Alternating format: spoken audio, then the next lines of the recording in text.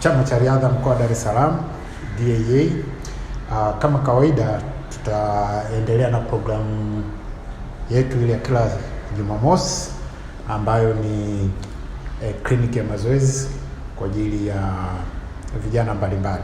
Tunawakaribisha wadau mbalimbali, waandishi wa habari kwa ujumla waweze kufika na kushuhudia tukio hilo la siku ya Jumamosi. Lakini vile vile siku ya Jumamosi kamati ya ufundi ya DAA chini ya mwenyekiti wake Christian Nahi inatarajia kukiweka wazi kikosi cha timu ya mkoa ambayo itatuwakilisha katika mashindano ya taifa ambayo yatafanyika tarehe 29 mpaka 30 kule Mkuza, Kibaha, mkoani Pwani. Kwa hiyo ukiangalia kwa programu hizi tulizonazo, sisi chama cha riadha mkoa wa Dar es Salaam bado tunaendelea kuwaasa wadau mbalimbali kujitokeza kutuunga mkono. Tuna package mbalimbali, kwa hiyo tunawakaribisha ofisini kwetu tuweze kukaa nao, kuzungumza nao na kukubaliana nao namna gani tunaweza wakatusaidia kutushika mkono katika kuliendeleza ili jukumu la mchezo wa riadha ambao umekuwa ukilitangaza vema taifa letu la Tanzania kimataifa.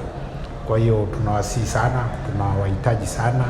Kwa hiyo tunawaomba, milango iko wazi, hususan kuanzia hii programu yetu ya kila Jumamosi, lakini vile vile na timu yetu ambayo inawakilisha mkoa wa Dar es Salaam katika mashindano makubwa kabisa katika kalenda ya Shirikisho la Riadha Tanzania, mashindano ya taifa, National Championship, ambayo mashindano haya huwa yanashirikisha mikoa yote ya Tanzania bara na Tanzania visiwani.